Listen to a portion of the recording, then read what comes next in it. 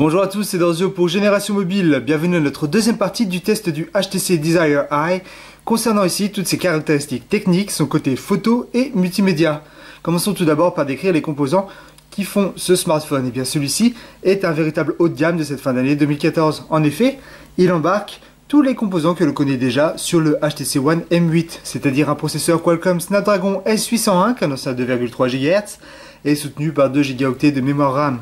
Entendez ici que le smartphone est ultra fluide, ultra rapide et permettra de faire fonctionner n'importe quel type d'application du Play Store. Aujourd'hui, les jeux sont assez gourmands et il faut pouvoir suivre au niveau du processeur, mais également du processeur graphique qui n'est autre que dans ce modèle, l'Adreno 330. Donc les jeux en 3 dimensions qui demanderont beaucoup de ressources processeurs n'auront pas de souci à être ici joué sur ce smartphone, qui se veut être véritablement fluide et très agréable à utiliser au quotidien. A noter également que sa mémoire interne n'est seulement que de 16 Go, ce qui est un petit peu faible aujourd'hui, puisque beaucoup de photos vidéo prennent de la place. Cependant, et heureusement, HTC a mis une extension de mémoire via carte microSD pouvant étendre celle-ci jusqu'à 128 Go. Du coup, c'est très conséquent et vous allez pouvoir mettre n'importe quel type de dossier multimédia lourd sur votre smartphone via la carte microSD pour garder de la place dans la mémoire interne. Au niveau de la connectivité, celui-ci est complet. Il dispose du Wi-Fi, du Bluetooth, du GPS, mais également de la 4G, 3G et 3G+. Il a également une puce NFC permettant de partager du contenu sans contact avec d'autres smartphones ou alors d'effectuer certaines transactions. Je n'ai pas remarqué ici de différence avec les réseaux. Il capte très bien, que ce soit en 4G, en Wi-Fi ou alors en recherche Bluetooth, il n'y a pas eu d'anomalie. Point de vue autonomie, ce smartphone a tout pour plaire. En effet, celui-ci en utilisation moyenne, comprenez que vous allez faire un petit peu de tout pendant toute la journée, vous pourrez tenir jusqu'à 2 jours assez facilement. Pour ceux qui utilisent beaucoup moins le smartphone, comptez même 3 jours. Il a en plus de cela, comme avec le HTC One M8, un mode qui s'appelle économie d'énergie et économie d'énergie extrême. Au dernier retranchement, quand il vous reste peut-être 5% de batterie, si vous allez activer économie extrême, vous allez pouvoir garder votre smartphone allumé encore très longtemps.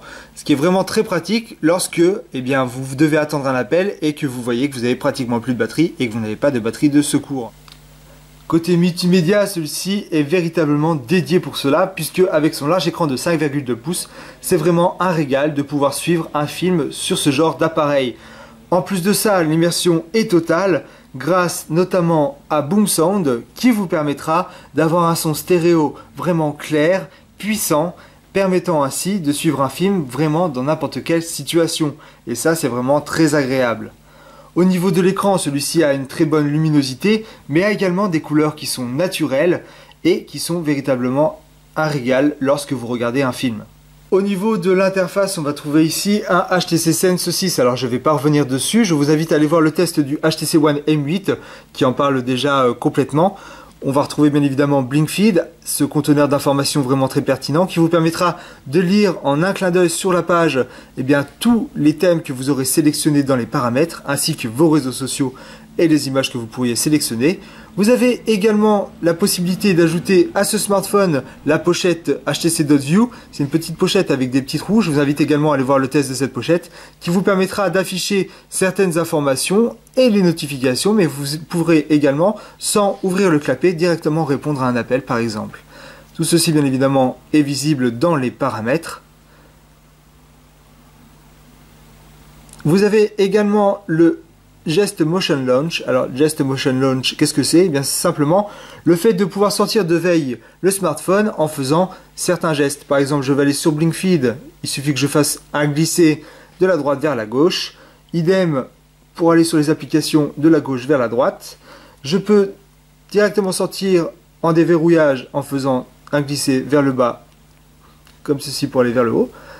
Lancer un appel en passant du bas vers le haut, mais là je n'ai pas de carte SIM donc ça ne peut pas me lancer directement sur l'application appel. Et enfin, en tapotant 2 fois, je tombe directement sur le menu de verrouillage. Afin de mettre en lumière son appareil photo avant de 13 mégapixels, accompagné d'un flash bicolore, HTC a décidé de mettre en place le HTC Eye Experience. Alors qu'est-ce que c'est que le HTC Eye Experience? C'est tout simplement la modification de l'application photo telle qu'on la connaissait jusqu'alors.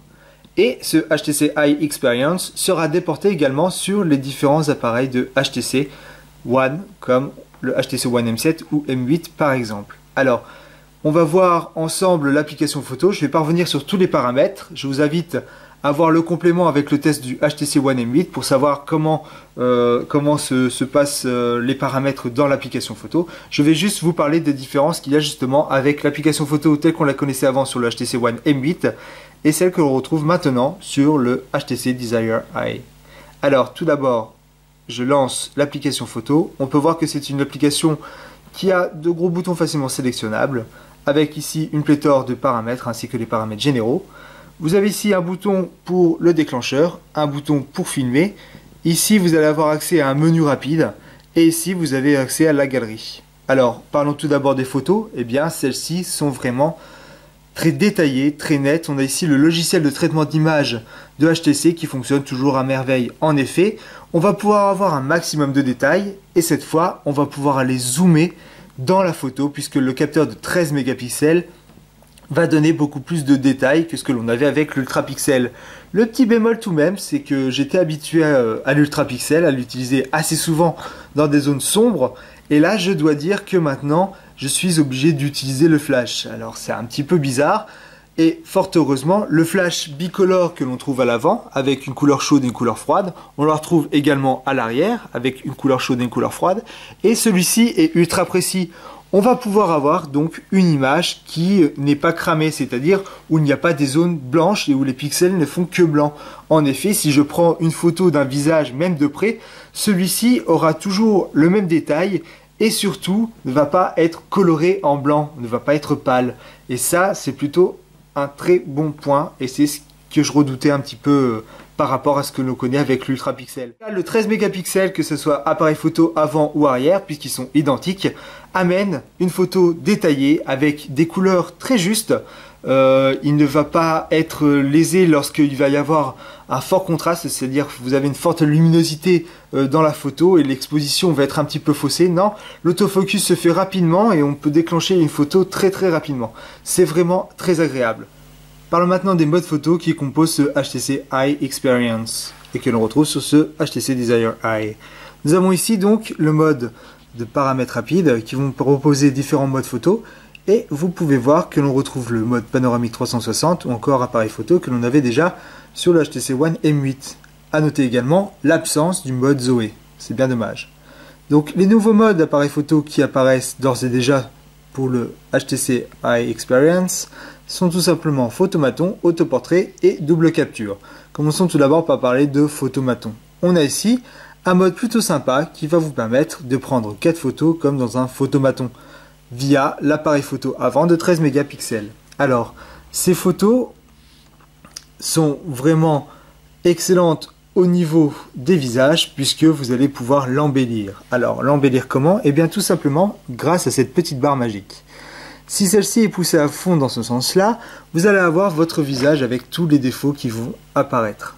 Tout ce qui est rougeur, boutons, c'est pas terrible. C'est vrai que pour une photo de selfie, on aimerait bien avoir une retouche qui vous permet d'avoir une peau vraiment lisse, vraiment belle, puisque dans la plupart des cas, sur les appareils d'autres constructeurs, l'appareil photo avant étant de mauvaise qualité, vous allez faire des selfies de mauvaise qualité, avec, en plus du bruit numérique, eh bien, tous les détails de la peau qui vont mal apparaître et des fois ça va vous enlaidir plutôt qu'autre chose. Et bien ici on a déjà 13 mégapixels avec un double flash bicolore qui vous permet déjà d'avoir un rendu vraiment excellent et en plus de ça on vous rajoute un petit filtre spécial qui va vous permettre de lisser en fait votre peau et le grain de votre peau. Ainsi vous allez avoir un visage qui est beaucoup plus net, beaucoup plus éclairé avec un teint beaucoup plus appréciable et donc meilleur pour les selfies que vous allez faire.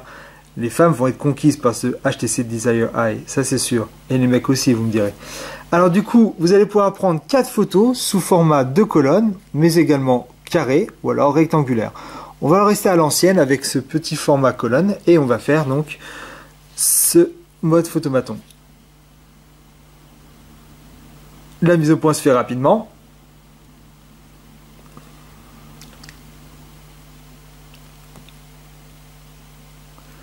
Et voilà, vous avez donc ici le mode photomaton qui va assembler ces 4 photos. Ensuite, eh bien, libre à vous de pouvoir les modifier en ajoutant de la douceur à la peau, de l'éclairage, les différentes choses que l'on reconnaît déjà sur le HTC One M8, mais également différents filtres pour faire du noir et blanc, coloriser, faire des modes un petit peu différents par rapport à la lumière ambiante que vous aviez. Vous avez également la possibilité d'ajouter des cadres, ou alors retourner sur les outils avec bien inverser l'image, la rogner. Bref, vous avez de quoi retoucher celle-ci.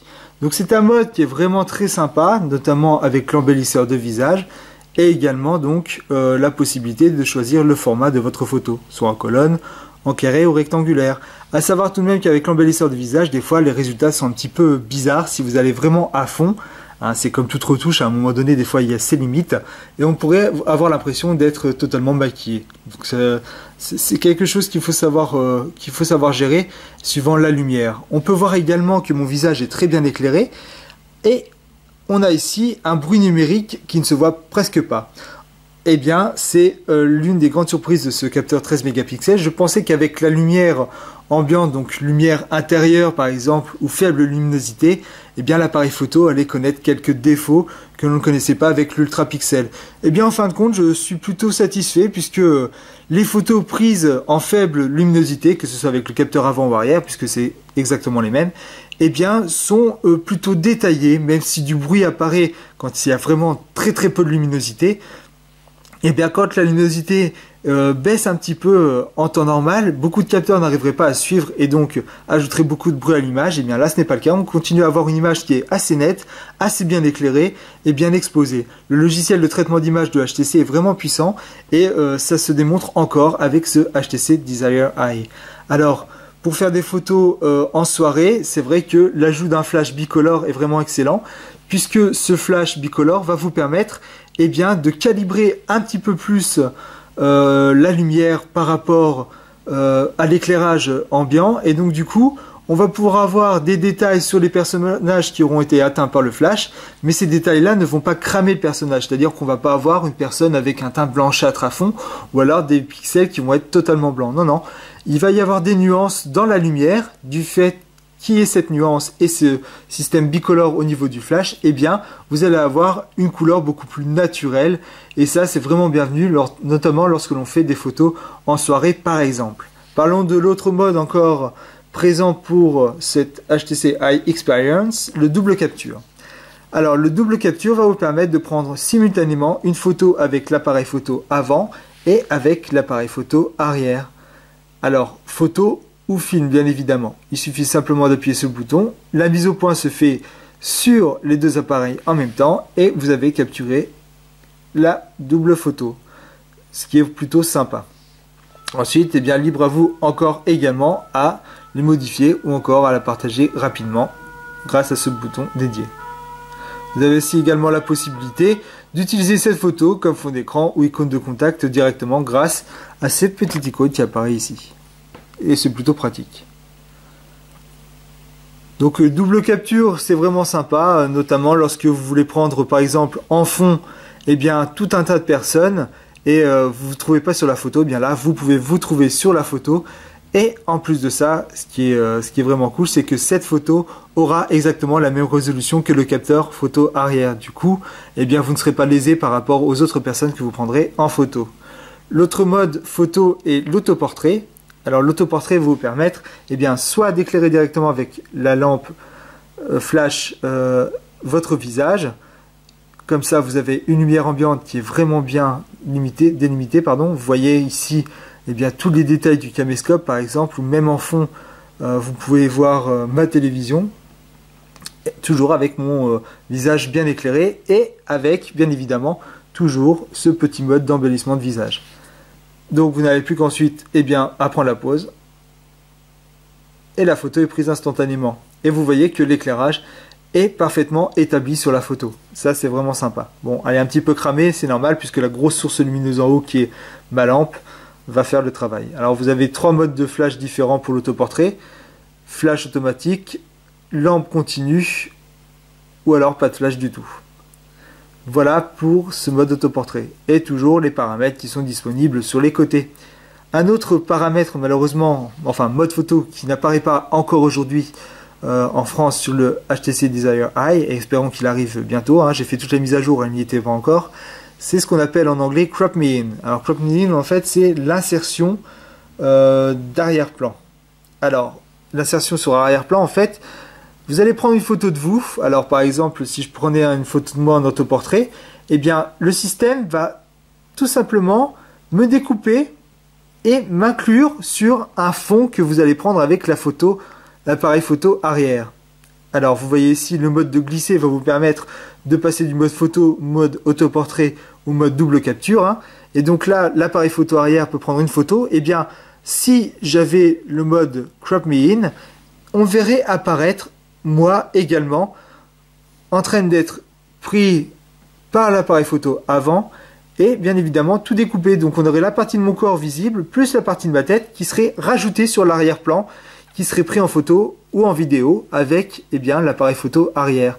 C'est aussi également possible de le faire avec tout simplement la modification via la photo, c'est-à-dire que là mon corps et ma tête auraient été découpés et j'aurais pu la rétrécir ou l'agrandir et l'ajouter sur une autre photo. Tout ça, bien évidemment, en allant dans modifier. Alors là, je ne l'ai pas malheureusement, hein, dans les effets, il n'est pas encore présent, mais normalement, par rapport à ce que le HTC a déclaré, on devrait l'avoir un petit peu plus tard arrivé sur ce HTC Eye Experience. Donc ça va être vraiment sympa. Je vous parle aussi d'un petit truc qui est vraiment sympa et marrant et vous allez pouvoir vous éclater à faire des têtes vraiment rigolotes. Il s'agit d'un petit mode, donc on va aller dans l'éditeur. Donc là c'est une photo que j'ai prise, on va aller dans effet et là on a morphing. Et bien morphing va vous permettre de fusionner deux visages ensemble. Alors on vous indique qu'il faut prendre un premier portrait. Alors sur une photo s'il y a plusieurs visages, il suffit simplement de le sélectionner, le smartphone va le reconnaître et va le prendre comme visage de référence. Ensuite vous allez chercher un autre visage. Alors par exemple si je prends un visage un petit peu connu de la télé qui s'appelle Monsieur Cyril Hanouna, son visage va être reconnu sur la photo, va être rajouté et je vais pouvoir faire ma tête de Cyril Hanouna. Et regardez le résultat. Alors ça a une tête un petit peu bizarre, hein, parce que là il y a eu un zoom un petit peu prononcé. Mais si vous prenez deux visages avec exactement le même recul et la même dimension, vous allez avoir des résultats qui sont vraiment intéressants et vraiment marrants. Alors je sais pas, je peux prendre également par exemple un autre visage. Il suffit juste que je clique ici. Je vais chercher par exemple une tête de suspense.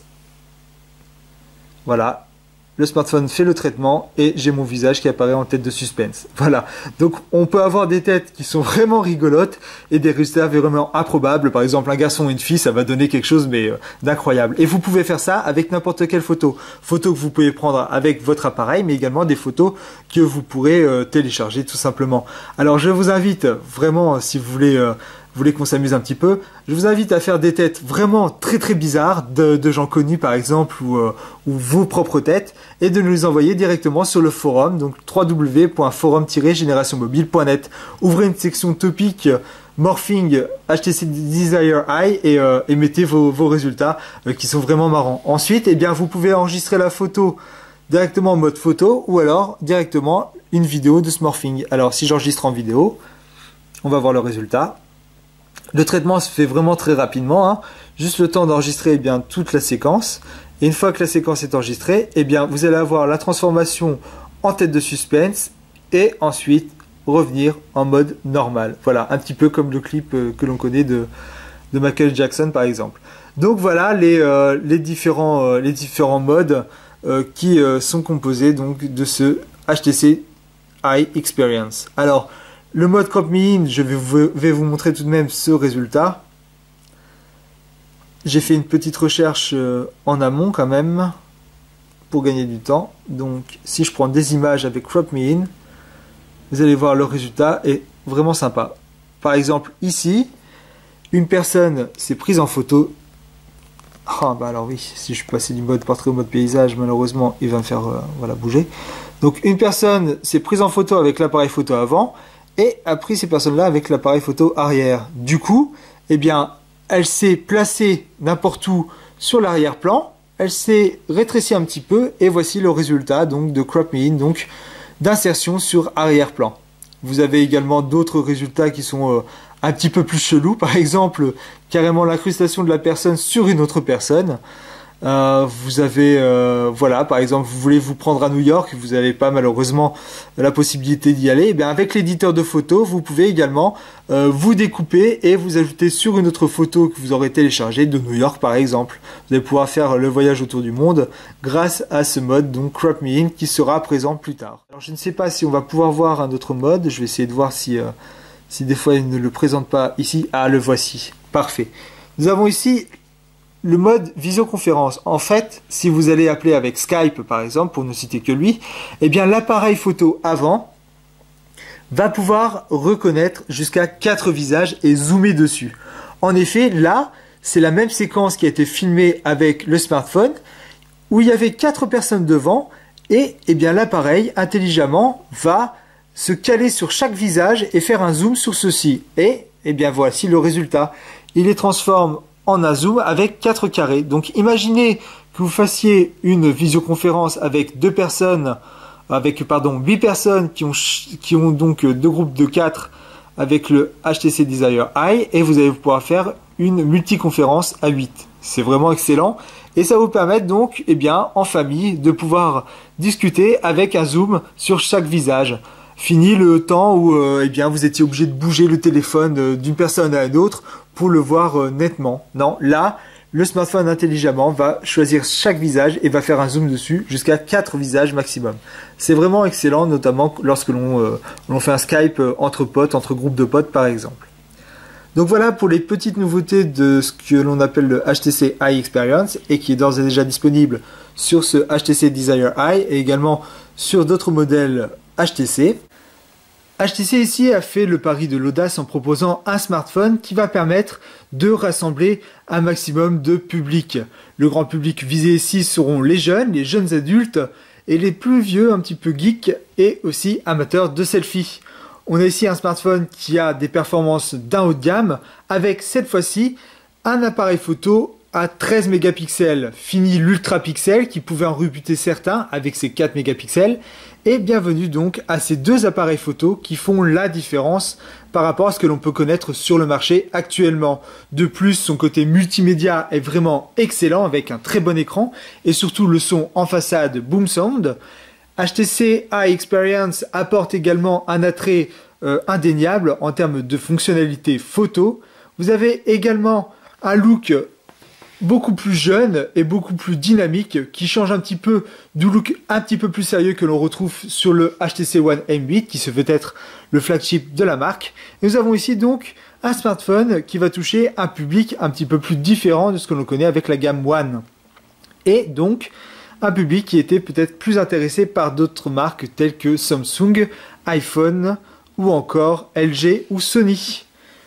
C'est donc un pari plutôt risqué mais en même temps réussi grâce à une très bonne fabrication, le fait que celui-ci soit étanche, qu'il ait une très bonne autonomie et surtout qu'il ait 2 appareils photo de 13 mégapixels qui sont performants. Voilà, j'en ai fini pour ce test. Si vous avez des questions, je vous laisse le soin de me laisser des commentaires sur cette vidéo ou encore aller voir le texte qui sera sur notre site www.generationmobile.net. Si vous avez ce smartphone ou si vous voulez en connaître encore un petit peu plus et participer activement, je vous invite à vous inscrire et à participer sur notre forum www.forum-generationmobile.net. Pensez également à vous abonner à notre chaîne, c'est 100% gratuit et vous serez ainsi informé des dernières nouveautés en termes de smartphones, tablettes, objets connectés et nomades. C'était Dorzo pour Génération Mobile, à bientôt.